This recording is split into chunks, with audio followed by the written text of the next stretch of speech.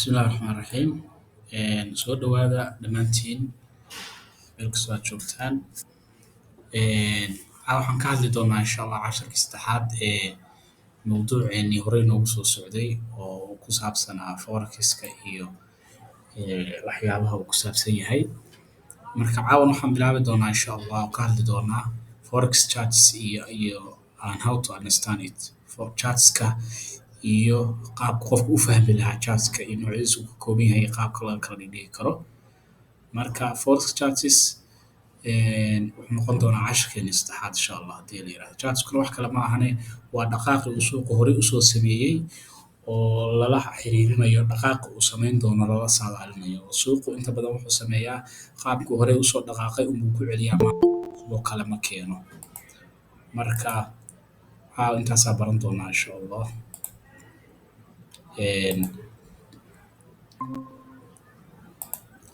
Marka chartsku wax kale ma ahan waa sidaas aan idiin sheegay. Marka what's forex chart haddaan marka hore sharaxno chartsku waa price chartkii or is a price chart showing the historical price and volume data on one or more currency pairs. Waa chartkii ama muuqaalkii sawirka hadda meesha ka muuqday oo kaleeto oo ku tusinaya pricekii uu marayay uu soo sameeyey suuqu horey usoo sameeyey iyo volumekii awooddii uu markaa suuqu lahaa volume data awoodda datadii hore ay lahayd qaabku u dhaqaaqayo. Forex markuu saan oo kale yahay suuqu markuu candle saan oo kale uu si fiican ugu dhaqaaqo sidaas dheer macnaheedu waxa weeyaan awood fiican baa ku jirta. Laakiin markii candladu yaryar yihiin sida kuwaan oo kaleeto iyo kuwaan oo kaleeto macnaha waxa weeyaan awood badan ma laha volume fiican ma lahan ama volatility ma lahan. Okay. Or on one or more currency pairs ama hal mid ama dhowr khabo oo kala duwan. Marka soo dari karo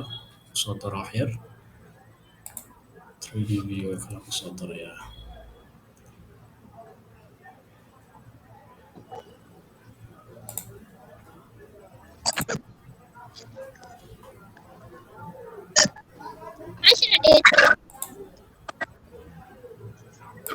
codka mute gal qofka uu mikrofoonka u furan yahay codkiisa ama maqlayno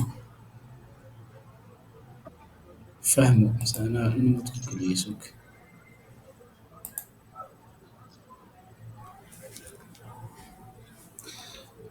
Marka chartska ayaan tusi lahaa meesha soo dhigi lahaa sharing inaan wax ka bedelo waayo marka sug waxaan ka dhigayaa share waxaa ka dhigtaa meeshaan oo dhan aragtaa sabka idinka saarayaa sabka xagga ii dhig.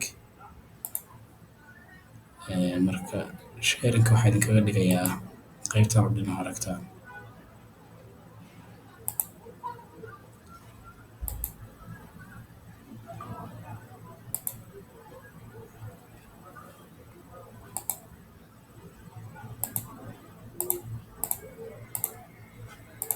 Tie screen there. So Chrome type.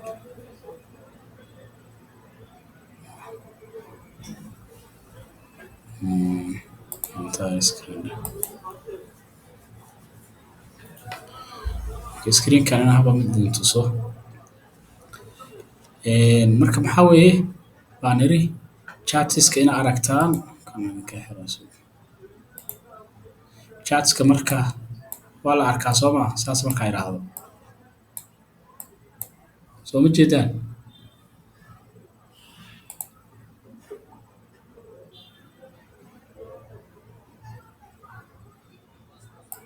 soo qor yaa saa xagga markaan geeyo soo ma aragti chart saana ma aragtaa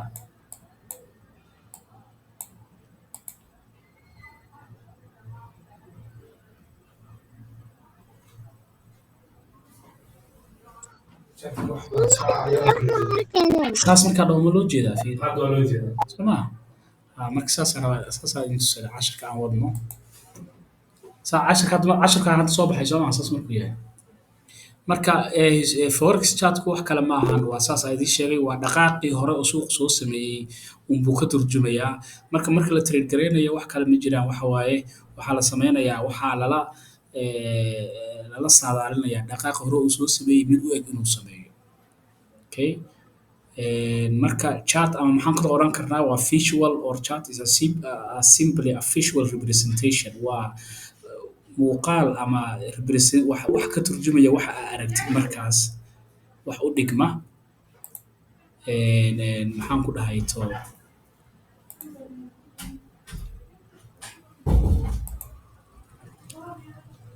muuqaal marka dhaqaaqa marka idiin sheegayo waa dhaqaaqan oo kaleeto oo qofku soo sameeyey chatka uu soo sameeyey hadda waxaan joogo kaleeto waa gold marka gold dhaqaaqii soo sameeyey oo saan ahayd baa waxbay ka turjumayaan tusaale ahaan candleka markuu saan kale u dheeriya waxay ka turjumaysaa suuqa markaan inuu volume lahaa soo wajeedo waa 10 saac rubi markay ahayd waa markii New York session uu furmay kadib markuu candleka saan kale daciif yahay wuxuu ka turjumayaa inuu suuq markaas uusan dhaqaaq fiican lahayn marka chartkan dhan wax buu muujinayaa markuu saan oo kale u dhaqaaqay line saas kale u dheer yahay wuxuu ka turjumayaa suuq markaas inuu volume fiican uu lahaa. Okay marka wuxuu ka turjumayaa representative wuxuu ka yahay muuqaalka aad u jeedid saasaa laga wadaa. Maxaana looga qiyaas qaasaa it visualizes the trading activity that takes place.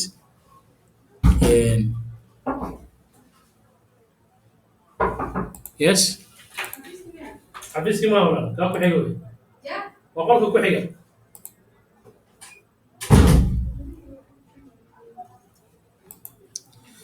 waxay raali ahaada albaab baa laga soo garaacay marka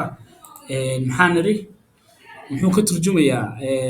kaas waa saas aan soo sheegay visual representation of a currency pairs price over a set period of time. Chartkan markuu saan oo kale yahay wuxuu ka turjumayaa macnaheeda waqti kooban oo tusaale ahaan marka hadda 15 minutes kandaladan mid walba wuxuu u taagan yahay 15 minutes dhaqaaq uu sameeyey marka 30 minutes ka dhigo kandaladan wuxuu u taagan yahay mid walba oo ka mid ah 30 minutes marka 1 hour ka dhigo wuxuu u taagan yahay hadba waqtigii laga dhigo buu kandalkan u taagan yahay adoo meeshaas ka bedelaya ama sida aad ka aragteen maxaan ku dhahay MT5ka mobile ku jira ayadana meel laga bedelo leeyahay saas kala u taabanaysaa dhexda waqtigii baa kuu soo baxaya meeshaas ka bedelaysaa. Okay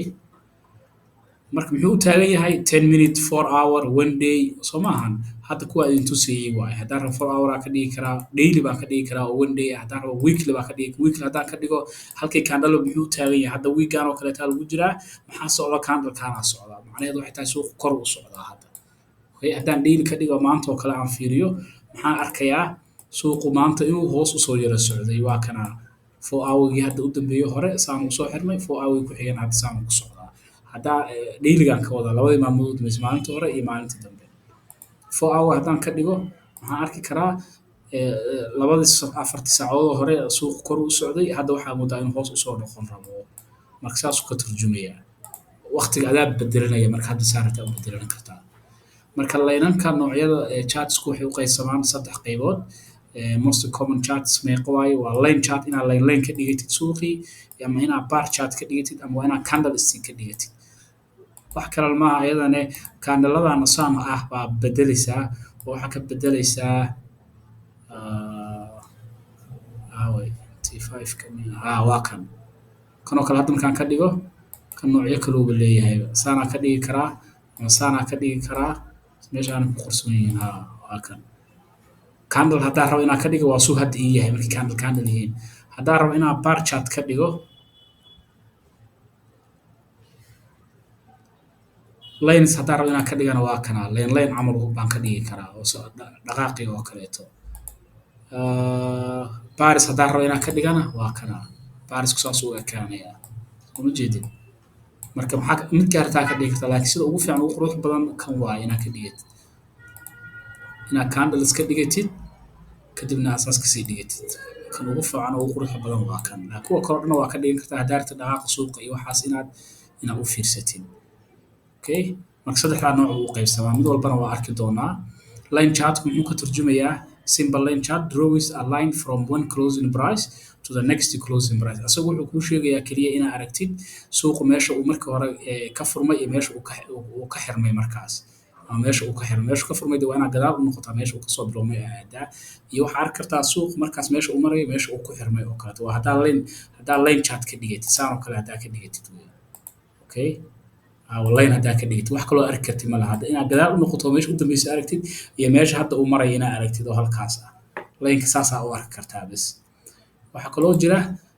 oo arki karnaa waxa la yidhahdo bar chart. Bar chart wuxuu ku tusinayaa inuu meesha uu suuqu ka furmay, meesha uu korayso uu gaaray iyo meesha uu hooseyso uu gaaray iyo meesha uu ka furmay iyo meesha uu ku xirmay. marka laba nooc bay noqonayaan. Is not real chart, asaga chart sax ma ahan. wuxuu ku tusinayaa each of the it just shows where the each candle reaches, meesha uu gaaray mid walba uu ku tusinayaa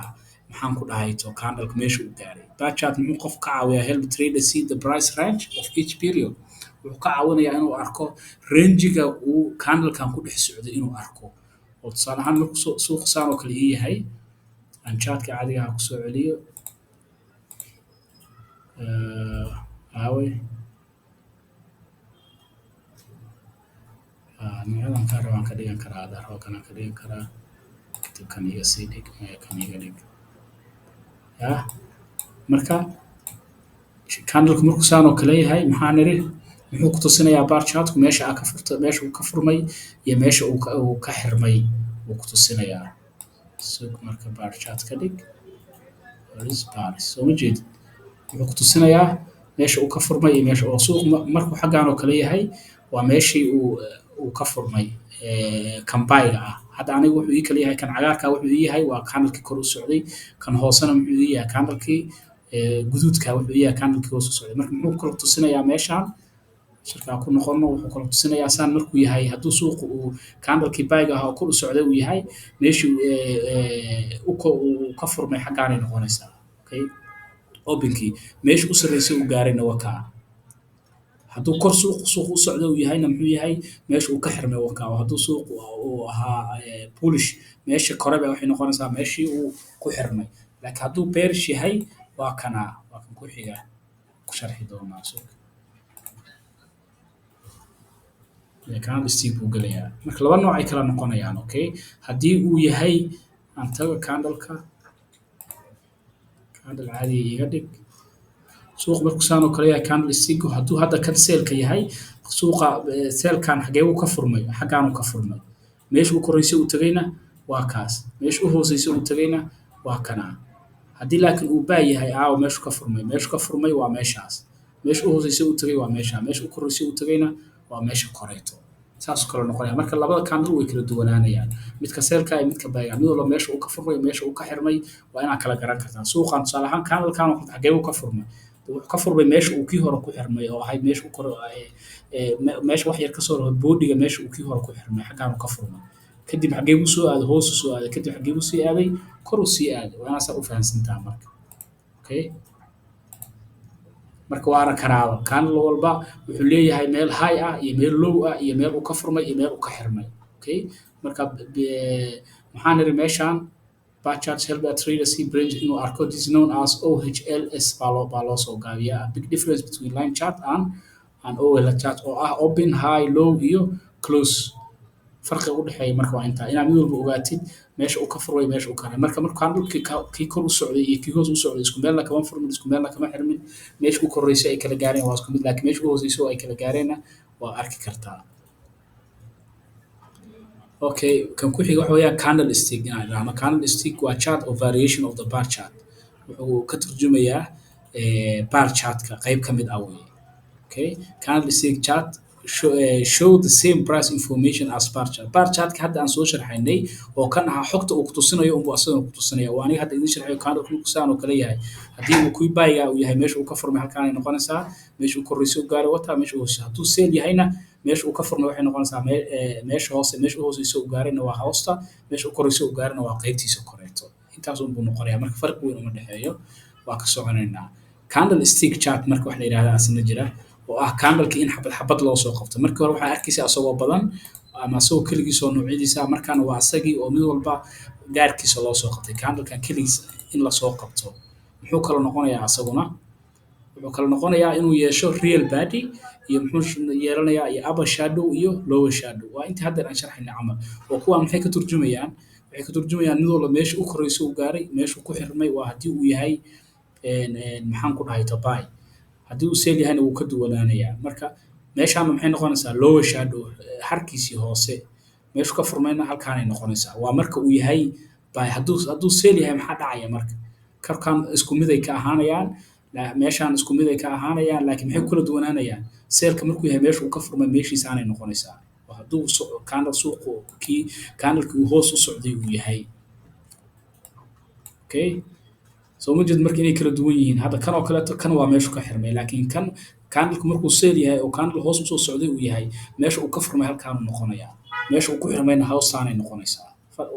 cagsi unbay isku yihiin waa marka saa u kala fahamtaa laakiin korkaan intaan kaleeto dhan isku mid keliya waxay ku kala duwanaanayaan real badiga candleka hadduu suuqu haddii candleku uu yahay candle kor u socday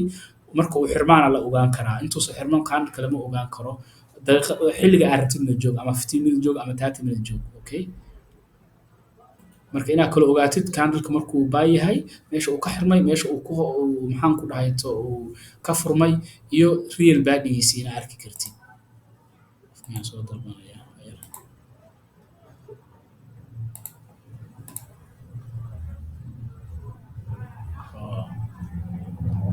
wixii su-aalaad gadaala u dhigaynaa marka cashka dhameeya ay weydiin kartaan insha allah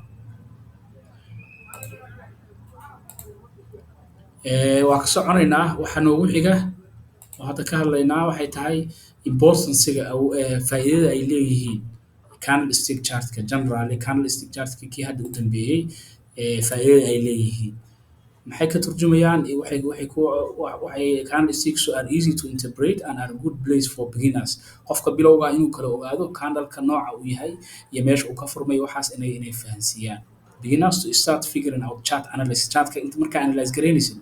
the candle hadda socda haddaad rabti inaad isaga boodid ama suuqa rabti inaad geshid adoon garanayn meeshu ka furmay meeshu ka xirmay qaabka u furmay insha allah waa arki doonaa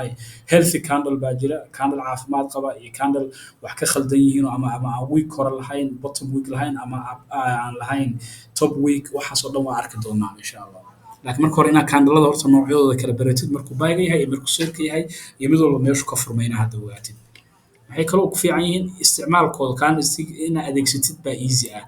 oo indhahaagu way qabatimayaan markaasaa u aragtidba suuqii candlelada si isku raacayaan iyo kalarra inta u kala samaysatid laba kalar ama buluug iyo red ka kala dhigo ama cagaar ka kala dhigo adaa garanaya taas laakiin inaad garan kartid candleladu qaabka isku raacayaan dhinacay u wada socdaan dhinacay u badan yihiin suuqan ma bullish ma bearish waxaasoo dhan inaad indhahaaga inaad ka garan kartid plus research shows that visuals help with studying markaa wax baranaysidna wixii inaad aragtid waxay kaa caawinaysaa inaad wixii baratid oo aad qabatintid ayadoo kaa caawinaysa so it might help with trading as well marka aad trade garaynaysidna way kaa caawin doontaa haddii la yiraahdo midda kale waxa weeye oo noo soo raacda faa'iidadooda ay leeyihiin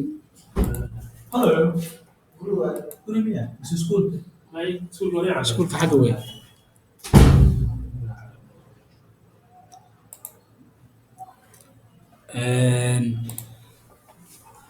maxaa idhi maxay ka turjumaysaa inaad indhahaaga waxay qabatimaan okay candlesticks and candlestick patterns could have cool names such as the shooting star which helps you to remember what the pattern means taas wax dhiba ma lahan ka soco candlestick inaa yani waxay sheegaysaa inay leeyihiin magacyo kala duwan oo shooting star tusaale ahaan kuwa kor u socdo oo kaleeto inaad la socoto inay candle xiga oo kor u wada socdo haddaad aragto inaad garantid suuqan inuu yahay suuq kor u wada socda okay candlesticks marka maxaa la yidhi sidoo kaleeto are good at identifying market turning points meesha ay suuq ka noqonayaan oo tusaale ahaan suuq markuu saan oo kale u socdo inaad dareemi kartid markaad tagtid oo kaleeto meeshaan suuqa meesha uu ka soo noqday candlelada kaa caawinay tusaale ahaan waxaa ujeedaa suuqan hadda koruu hal mar u socday wax yaruu hakaday kor uu sii socday haddana xaggee ka soo noqday turning points xaggee noqday meeshaanuu noqday soo ma jeedin marka meesha suuqa ka soo noqday inaad arki kartid meesha uu ka soo noqdayna waxay ahayd hadda markaan 4 hour-ga joogo kaleeto meel 4 hour ah oo resistance uu ka samaystay uu ka soo noqday 1 hour-ga markaan joogo kale maxaa arkayaa asagana waa arki karaa meesha uu suuqa ka soo noqday iyo wixii oo dhan baa arki karaa tusaale ahaan suuqaan oo kaleeto galabta saan uu socday newska markuu news baa soo baxay meelahan markuu joogay 9 saac bar ahayd meesha markuu meelahan marayay baa news soo baxay halkan waa ujeedaa candlekii newska waa kana hadda 1 hour baa joogaa 30 minute ka dhigayaa saan oo kaleeto waa arki karaa marka waxaan arki karaa suuqii meesha uu markaas uu ka kala firiyey meesha uu hoos uga soo socday meesha uu jabiyey wixii oo dhan baa arkaa tusaalahaan suuqaan oo kale kor u aaday haddana hadda wuu soo noqday markii horena maanta muxuu kusoo socday 30 minutekaas oo dhan maanta hore oo dhan laga soo bilaabo ma dhowo maalmahan xaggaan kasoo bilow maanta bisha meeqay ahayd 24 24gii maanta oo dhan xaggan laga soo bilaabo 3:30 saaka aroortii ilaa maanta dhan wuxuu kusoo socday hoos buu usoo socday oo weliba si yara aan qurux badnayn buu usoo socday markii dambe markuu xaggaa marayay buu kor aaday haddana hadda wuu soo noqday marka waxaasoo dhan waxaa ku tusi kara candlestickskii baa ka dareemi kartaa meesha uu suuqa kala fariinayay waxaasoo dhan turning points meesha uu ka noqonayo suuqa inaad ku dareentid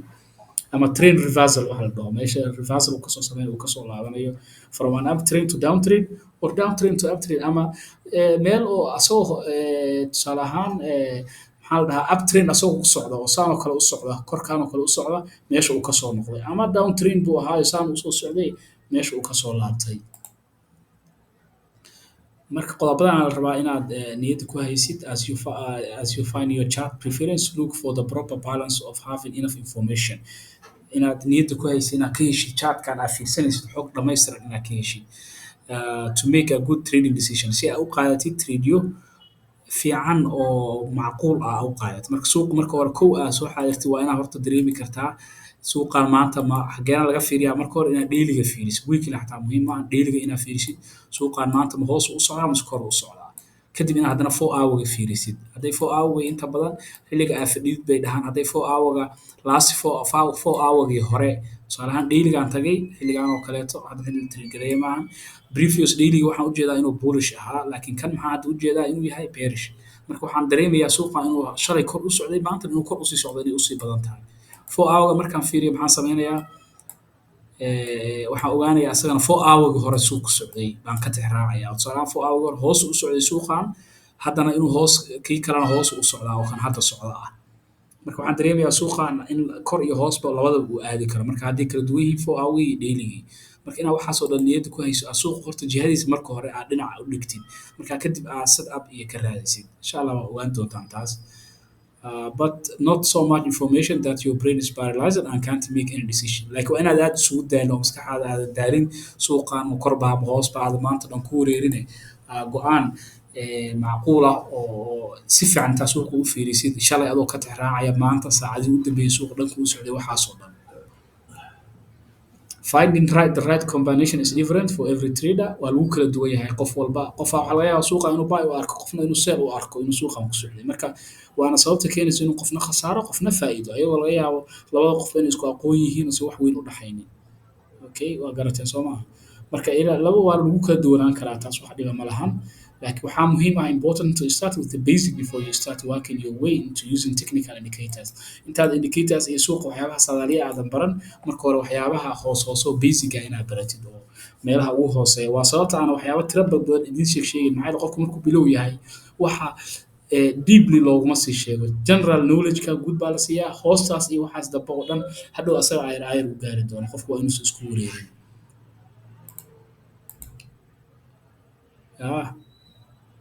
xaggan waxaan asagana wax yar ka sheegi doonaa oo kooban qaabka suuqa loo predict garay predictionka rartijaadka inaad sheegtid inta badan waa inaad la socotaa suuqa general waana idiin sheegay predictionka maalinta koowaad baa idiin sheegay suuqa waxaa lagu sameeyaa wax la yidhahdo analysiska 3 noocood u qaybsamaan qayb technical ah oo ah maxaan ku dhahay to muxuu ahaa chartskan inaad fiirfiirisid iyo qayb fundamental ah oo newskii ah marka suuqa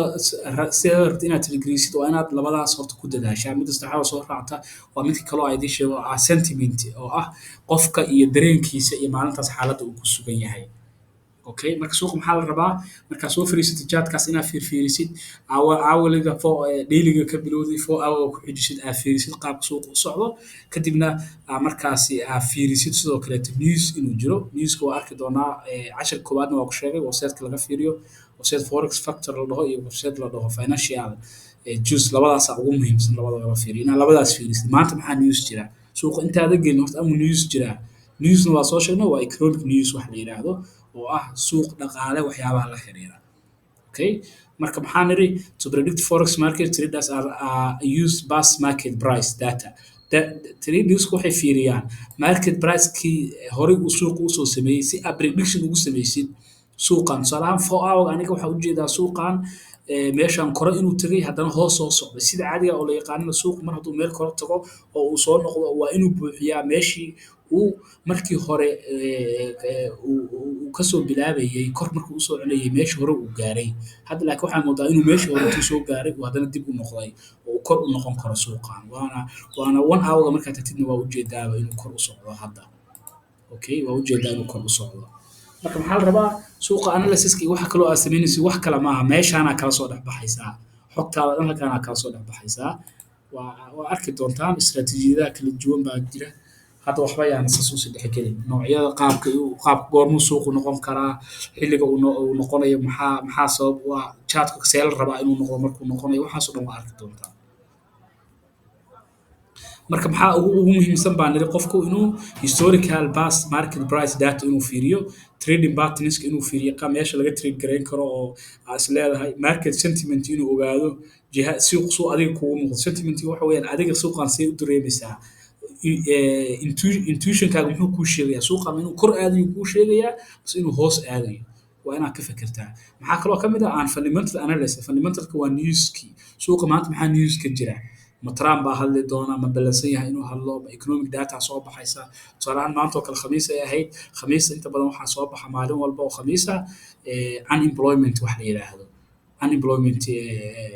jobs oo Mareykanka dadka shaqo la'aanta ku dhacday wiigii hadda lasoo dhaafay dadka shaqadooda lumiyay ama shaqooyin badan helay bay muujisaa iyadoo laga tixraacayo tii kasii horeysay dadka tiradu intay ahayd shaqo la'aanta ahayd taasaa soo baxa waa inaad ka warqabtaa haddaa laakiin suuqa inta iska gesha hadhow newska kugu soo baxo inaad ku khasaartay u badan tahay however the future price is tough to predict accurately laakiin priceka marka adiga waxaa la rabaa inaad la timaadid wixii lagaa rabay laakiin pricekan marka aad saadaalinaysid ma hoostaan uu aadayaa mise korkaan uu aadayaa adoo isticmaalaya istaraatiijiyadahaaga iyo waxa adiga aad ku isticmaalaysid way adag tahay inaad saxdid mana adka haddaad shuruuc saxa saaxdid way fududahay laakiin mararka qaar adiga kuma uu raacaye qof kaloo kaa soo horjeedaa laga yaabaa oo dhanka kale yiri inuu raaco marka waa inaad isku dayla waxaa la rabaa shuruucdaada inaad waafaqdid bes intaasaa muhiim ah so maxaa niri professional traders maxay sameeyaan create several possible price movement scenarios waxay ka fekeraan qaabka uu suuqan u dhaqaaqi karo noocyo kala duwan tusaalahaan suuqan hadduu saan sameeyo saan u aadi karaa hadduu korkan chartskan oo kaleeto hadda markuu saan oo kale yahay haddaa calaamadda xaggaan dhigto waxaan aniga tamaninayaa 1 hour hadduu korkaa iigu xirmo oo bullish intuu soo aado xaggaan ku xirmo waxaan isleeyahay suuqan meeshaan dhankan ka xigtana waa red baa ka xigay candles hoos usoo socday waxaan rajeynayaa ilaa meelahan inuu gaari karo waa saa isleeyahay laakiin hadduu hoos usoo noqon karaa oo wax kaa awood badan oo kaleeto ama wax kaleeto baa buuxin karaa Soomaalida garan adi laakiin maxaa laga rabaa si professional waxaan iyo scenario-daada iyo intuition-kaaga iyo fundamental analysis-kaada iska fiiriyay markaa gelaysa inaad gashay maxaa kaloo niri two driving forces have significant impact on forex demand and supply wax la yiraahdo laba awoodood baa suuqan marka uu kor aadayo ama hoos aadayo awoodda ugu badan xooga ku leh kuwaasoo ah demand and supply wax kale ma ahan waxa weeyaan waa qoladii baahiga rabtay suuqa inay kor u kaxayso iyo qoladii rabtay inay hoos u kaxayso oo sell u dirto marka labadaa qole hadba mid baa xoog badnaanaya badanaana xoog badnidoodu waxyaaba kale oo banaanka ka ah baa saameynaya tusaale ahaan waxaa laga yaabaa lacagta dadka baahiga ugu jira oo dhimaanka ah meeqay lanta hadday lacagtooda aad u badan tahay oo kaleeto dee ayagaa xoog yeelanaya xataa waxaa laga yaabaa fundamentalki iyo wixii oo dhan inay ku xoog bataan hadday lacagtooda badan tahay waxaa kaloo lamid ah waqtiga abaayadina saameynaya oo dad waxaa jira xilliyada qaarkood waqtiga la trade gareeyo suuqyadu ay furmayaan oo ugu horeysa 2 saacadood ama saacada ugu horeysa dad badan baa suuqa ku jira marka dadka badan suuqa ku jira meesha u badan yihiin bay u badan tahay suuqu inuu dhankiisa aadi doono laakiin asagoo ixtiraamaya maxaan ku dhahay technicalkii oo qaabka uu jaadka u samaysmayo marmarna dadka qaarkood waxay dhahaan forex ka sheekeeya hadba waxay ku xiran tahay lacagta dadkaas wax chart loo ixtiraamayo ma laha laakiin waxay u badan tahay mar walba in la ixtiraamo chartiskaas iyo qaabkay u dhaqaaqayaan iyo qaabka hore usoo dhaqaaqeen iyo inay tahay laakiin dad qaba way jiraan waxay ku xiran tahay chartku qaabka u dhaqaaqayo lacagta dhanka jihada markaas loogu jiro oo haddii lacag tiro badan loogu jiro baayiga dee waxay u badan tahay dadka dhanka buyga inay u badato laakiin waxaa laga yaabaa haddii technicalkii uu khilaafsan yahay inuu suuqu durbo usoo noqdo waa laga yaabaa marka hore inuu dhankaas u boodo ama news xoog loo kale uu dhan u bootiyo kadibna uu jihadiisii saxda ahayd kusoo noqdo si labada dhinacba ay lacag uga wada heli karaan dhankii xagga ugu jiray hadduusan dee kaa saarin oo jihadii meelihii a SL-ka iyo aad dhigatay SL-na waa soo dhigana suuqa meesha uu kaaga saarayo waaye khasaarada intaa ogolaanaysid meesha aad dhiganaysid weeye. maxaa nidhi marka labadaasaa ugu muhiim demand and supply inaad ku sheegtid ama inaad dee kor iyo hoos baygii iyo seelkii aad kala dhahdid. Demandkuna wax kale maahane demandku iyo supplyga waxa weeyaan dadkii tusaale ahaan lacagtan markaan lagu jiro dadna waxay rabaan inay soo gataan oo markii waxay aaminsan yihiin inay kor u kici doonto qiimaheeda qaarna waxay rabaan supply bay sameynayaan oo suuqii bay keenayaan oo iska seel garaynayaan waxay aaminsan yihiin lacagtan inay qiimo dhacayso demand and supply waxa kaas ka kala imaanaya istaraatiijiyada dhan oo demand and supply iyo zones iyo ku shaqeysana haddaa kusii dhex jirtaa suuqan waa arki doontaan oo qaabkaas ku shaqeysa oo meeshan waa demand meeshan waa supply laakiin annaga ka isticmaalno price action la dhahaa suuqan technicalkiisa baa xoogga saaraysaa hadduu candle iyo candladu qaabkay u xirmayaan kuwaasaa xoogga saaraysaa. Okay. maxaa kaloo jira nadi we call it waxaa kaloo jira there is one more thing that influences the driving forces waxaana lagu magacaabaa we call it sentiment sidoo kaleeto waxaa suuqan awood xoog leh ku leh dadka trade gareynaya qaabka ay suuqan u arkayaan tusaale ahaan dadka trade gareynaya hadday u arkaan suuqan inuu suuq buy ah u egyahay oo 4 hourgii dailygii wixii oo dhan oo bullish ah oo korkaan dhalada u socdaan ay arkaan maxaa la dhahayaa suuqan de kor inuu u socon doonay u badan tahay dad badanna inuu kor u geliyay marka hadday dadka ay u arkaan inta badan jihaday u arkaan bay u badan tahay markaa suuqu inuu socdo hadduu rabo asagoon technical sida intii hadda aan sheegaynay. Which innumerable factors can move. Investors marka moods depend on heavily on the news laakiin dadka investors lacagaha tirada badan iyo waxaas iyo suuqa ama dadka caadiga oo trade gareynka ayagu waxay ku xiriirsan yihiin inta badan oo ixtiraamaan newska iyo daatada soo baxda ka soo baxda official sourceska dowladaha iyo bangiyada iyo kasoo baxa dadkaas meelahaasay dadka inta badan investorska oo lacagaha aadka u xoogan iyo geliya meelahaasay ayagu ictimaadaan oo tusaale ahaan maanta oo kale suuqa wixii kasoo baxay oo kaleeto newska maraykanka ahaa ee kasoo baxay xaggan waxaan hadda arki karnaa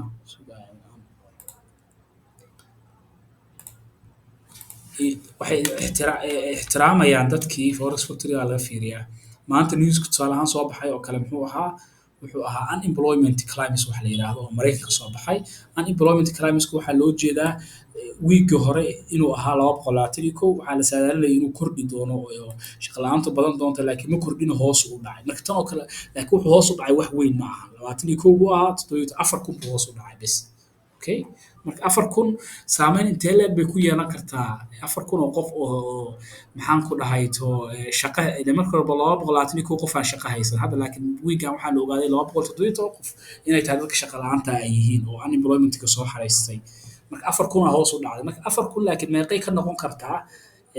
dhaqaalihii maraykanka inay 4,000 oo qof shaqo heshay wax nafle ma ka noqon karto because dadka marka loo fiiriyo shaqeeya maraykanka they were almost 200 milyan ka badan waaye marka 4,000 intay ka noqon karto waa garan kartaa waa sababta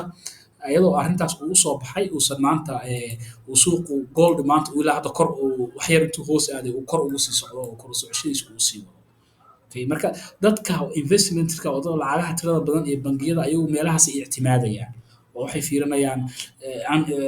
shaqo la'aanta hoos u dhacday meeqay hoos u dhacday ma wax badan bay hoos u dhacday ma wax yar bay hoos u dhacday waxaas oo dhan bay fiirinayaan ayagu. Okay. dadka marka meelaha oo ka soo baxay official source-kana waa dowladihii iyo waaxyihii qaabilsanaa howlahaas. sidoo kaleeto maxaa muhiim ah inaad niyadda ku haysid waxyaabahan marka aad analyzing sameynayso suuqa jadski waxaa fiirinayso sidoo kale waxaa lagaa rabaa inaad analyze ku haysid waxyaabaha external factorieska ee technicalkii iyo chartska u samaysmay banaanka ka ah kuwaas oo saameyn ku yeelanaya lacagaha price of currency kuwaas maxaa ka mid ah tusaale ahaan natural disasters ma jiraa disasters tira badan miyaa jira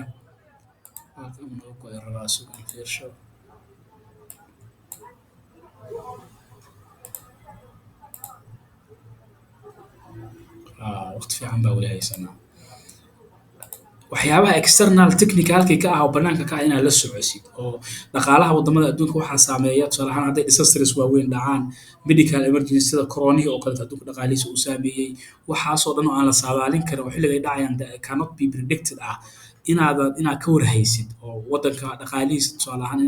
aad ku tirirgelinaysid lacagtiisa waa inaad ka warhaysaa ma dhib baa ka dhacay ma daadad baa ka dhacay ma dagaal buu galay ma shaqo la-aan baa ka jirta wadankii waxaasoo dhan waa inaad ka warqabtaa waa wax ka ah banaanka marka technicalki iyo waxaas laakiin dhaqaalihii bay xiriir toosa la leeyihiin waana waxaan la saadaalin karin dee disasterska natural disasterska dhulgariirka oo kale lama oran karo news dhulgariira maanta xilligaa ka dhacaya ma lagu soo qorayaa waa inaa keliya markuu dhaco un aa ka warqabtaa meelaha uu kasoo baxayo iyo newska caadiga iyo لكن محل يري there are some however there are some key economic indicators that you can learn about as these are important in terms of fundamental analysis لكن waxaa jira la yiri meelo muhiim ah oo la rabo inaad ka warqabtid muujin kara economic indicators samayn kara dhaqaale waxyaabo dhaqaale la xiriiro muujinaya inaad ka warqabtid oo qaabkay u soo baxayaan laga yaabo inaysan soo baxayn oo lagu soo qorayn ama qaarkoodna waa la soo qorayaa oo meesha hadda intusayo forex factorygan oo kaleeto iyo meeshaan oo kale lagu soo qorayaa waxyaabaha oo officialka waxyaabaha qaarna newsyada caadiga iyo waxaasaa lagu sheegayaa oo la rabaa inaad raadsatid maxaa ka mid ah waxyaabaha economic growth inuu jiro dhaqaalaha wadankaas ma kordhaya tusaalaha maraykanka USD oo kale lacagaha ku jirta haddaad u trade garaysid maxaa samayn kartaa waa inaad ka warqabtaa dhaqaalihii maraykanka shaqo la-aantii doolarkii oo kaleeto DXY ma hoosay u socotaa ma koray u socotaa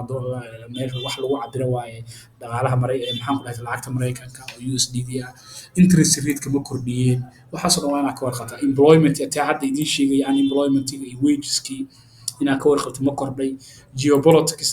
wadanka dagaal buu ku jiraa meel buu rabaa inuu ku duulo waxaasoo dhan waa inaad ka warqabtaa oo hadda tusaale ahaan goldi oo kaleeto markii dagaalada hadda Israel iyo Iran ay socdeen oo kaleeto maadaama colaad lagu jiray dhaqaalihii wadanka oo asna wax ka hurinayo Mareykan ahaana uu qayb ka ahaa goldi oo kaleeto xoog uu kor ugu socday waliba maalmihii u horreeyay uu bilowmay aad buu kor ugu dhaqaaqay maadaama lacagta Mareykan ay hor soo dhacaysay goldiga lagu trade gareeyo oo ah USD iyo goldi la isku gadayaan sheegaya okay waxaan halkan ka gelaynaa marka noocyada inaad baratid waana inta hadda ay idin soo sheegayay noocyada trendiska suuqa qaabka u socdo suuqa ma up trend ba ma down trend ba hoos buu u socdaa mise waa sideways oo kor hoos buu ku socdaayo hal dhinac si fiican uguma dhaqaaqayo saddexda nooc ama correction baa loo yaqaanaa correction buu sameynaya oo suuqu inta badan marka uu kor xoog ugu dhaqaaqo inta uusan kor u sii socon ama uusan hoos soo aadin wuxuu sameeyaa waxa la yidhahdaa correction oo ah zigzag inuu sameeyo tusaale ahaan xaggaan oo kale haddaan fiirino meeshaan oo kaleeto waa ujeedaan Soomaaliya inkastoo meeshaan xoogaa ay kor amoodid inay xoogaa hoos u soo socotay laakiin meel waxaan tusinayaa meeshaan oo kale aad soo jeedin suuqa kor u soo socday cabaar xaggaan uu kasoo bilowmay ilaa halkaan uu tagay marka hadduu kor uu rabo inuu u sii socdo laakiin inuu xoogaa kor u sii socdo laakiin muxuu sameeyey correction yar hoos u soo aaday kor uu ku noqday hoos u soo aaday kadib kor u sii socdo okay kaasaa marka correction lahaa noocyadoodana waa arki doonaa ayagoo sharaxan hadda rising trend ama up trend waa suuq kor u socda waa overall move higher in price waa suuq hoos low high wax yar oo samaysanaya high sii samaysanaya low high uu samaysanayaa high uu sii samaysanaya oo wuxuu u soconayaa saan oo kaleeto xagee ku sawiraa saan uu noqonaa saan uu dhahaa waaye wax yar haddana hoos uusan soo dhahayaa laakiin waa inuu hoostaan ixtiraam meeshaan hoose waa inuu ixtiraamo waa inuusan xagga u jibin xaggaana kale u istaagayaa haddana muxuu sameynayaa meesha hore haddana sii jebinayaa high uu sii markuu up trend yahay waa haddana muxuu sameynayaa suuqu wax yar haddana hoosaa ugu soo noqdo waa inuu kana ixtiraamaa uusan meeshaan hoose jebinin haddana muxuu sameynayaa korkiiba haddana sii jebinayaa saan uu soconayaa marka suuqaan oo kale muxuu yahay waa up trend waa suuq kor u socdaa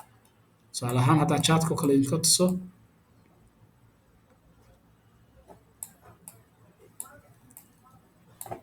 maalmihii uu xoogga kor ugu socday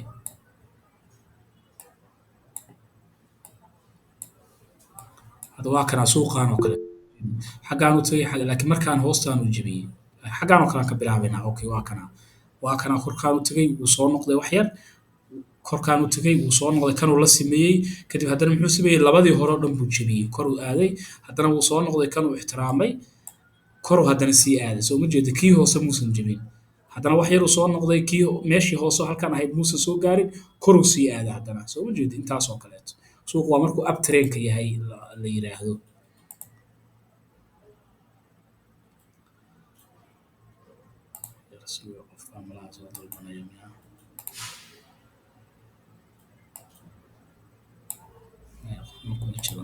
okay markuu uptrend yahay marka muxuu u soconayaa baan nidhi marka overall move higher in price created by higher swing lows oo swing lows kan waa meesha hoose uu samaysanayo and higher swing highs meesha kale oo highga hore uu sii jebinayo oo kor uu sii soconayo marka if you use both a rising trend or uptrend according to your technical analysis you should see the exchange rate heading higher and it will continue to climb up marka haddaad taasoo kale aragtid waa inaad fahmi kartaa inuu suuqaan yahay suuq kor u soconayo oo aad hadhow sell iyo waxa sida aad suuq kor u socdo inuu yahay inaad dareemi kartid marka analysiskaaga ku gaarkaa ee qaaba samaysid down trendkuna waa inta hadda sheegaya cagsigeeda waa suuq hoos u socda inaad aragtid oo ah overall move lower in price created by lower swing highs and lower swing lows waa suuq asaguna samaysanaya oo u soconaya qaab maxaan ku dhahay to hadda aan kuusoo sheegaya cagsigeeda seebuu u soconayaa suuqa hoos korkaasu ka imaanayaa halkaanuu imaanayaa tusaale ahaan saas kor xaggaa u yimid haddana wax yaruu kor u noqonayaa isagoo ixtiraamaya korkaa waa inuu korkaasaa u jirin hadduu korkaasaa u jiray macnaha suuqaan low suuq ku socda maaha waa inaad fahantaa waa inuu meeshaan oo kale ku xirmaa haddana nextigiisa uu saan oo kale u socdaa uu kii hoose jebiyaa haddana wax yar korsaa uu noqdaa retracement baa la dhahaa soo noqoshadan yar marka saasoo wuxuu dad badan baa waxay u malaynayaan suuqa inuu suuq noqon doono ilaa halkaa aadi doono yahay dadkaas kale marka la khasaarinaya halkaanoo kale u tegayaa suuqu wuxuu samaynayaa haddana kadib halkaanuu hoos uu soo soconayaa chartskana hadda waa ka arki kartaan maalmahana ka mid oo xoogaa hoos u soo socday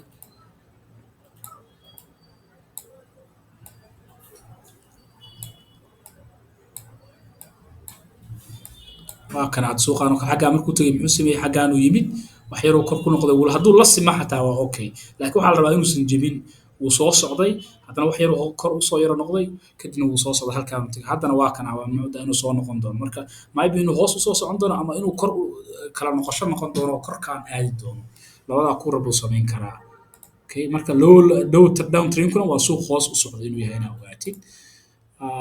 sideways aa jiro sideways wax kale maahan waa suuq aan korna aadayn hoosna aadayn labadii meeloodna maanta dhan ixtiraamaya oo waxaa la dhahaa correction aa la dhahaa oo suuqu wuxuu soconayaa saan camal saanu dhahayaa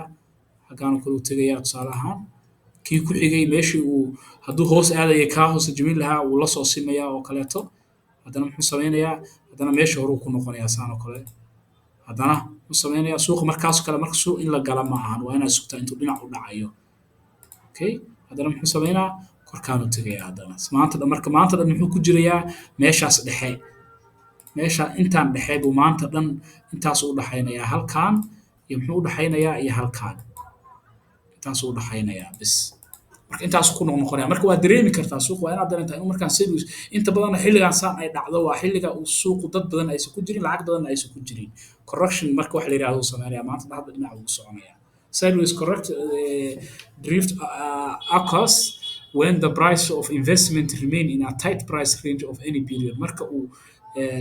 investmentiga waxyaabaha suuqa la gashanayo uu ku jiro meel tight ah oo dhexe oo ah inuusan dhinacna aadaynin okay marka cashkeen intaas ku egyahay caawa inaad noocyada tradeska baratid qaabka u qaybsadaan qaabka suuqa u dhaqaaqo waxaas inaad kala ogaatid noocyada chartska noocyada ay kala yihiin inaad ogaatid kan inta badan la isticmaalna waa ka hadda idiin sheegayay oo kan caadigayo ah noocan candlestickska baa la isticmaalaa candlekaasaa la rabaa inaad akhrisid u fiirsatid waxaasoo dhan la rabaa inaad samaysid marka qaabkay u dhaqaaqaan istaraatiijiyadaha qaabkay u dhigaan waxaasoo dhan waa ogaan doontaa waa baran doontaa waxba hadda isku mashquul hadda general knowledge ahaan leh u baro bes insha allah analysiska qaabka loo sameeyo suuqu goormuu soo noqon karaa markuu soo noqonayo seebuu u sameeyaa istaraatiijiyadu way kala duwan yihiin insha allah midda aniga aan isticmaalno iyo annaga waa idin tusi doonaa price action mid la dhaha waaye waa istaraatiijiyad keliya kuu sheegaysa suuqu inuu qaabkaas hadduu u xirmo saan iyo saas uu sameeyo nooc wax laisla yaqaano baa saas bay u geli kartaa hadduu saas sameeyana sale baa u geli kartaa noocaas ah baa insha allah isla arki doonaa marka casharadana dambe gaarno laakiin idinkuna inaa wax akhrisaan aqoonta meelo kala duwan meeshaan keliya aad dhex fadhinaa meelo kala duwan ka raadisid dad badan dhegaysatid soomaali iyo ingiliish iyo wax luuqadda aa fahmay sidoo kaleeto intaas waay qofkii su-aal qaba marka intaas waqtiga duubista naga dhammaan waa weydiin karaa haddii kale koolka uu go-ayaa saa ogtihiinba I think waxaa noo dhiman baan umalaynayaa hadda 15 minute marka haddays wax su-aala jirina waa dhammaynaynaa insha allah waa ku kala tegaynaa soo dhawaada horta aan dhammeeyo duubista kadib waxaan sameynaynaa wixii su-aal qabaa oo ay weydiin karaan qofba haddaa ifa gacanta taagayay baan umalaynayaa laakiin casharka intaasuu noogu egyahay waa mahadsantihiin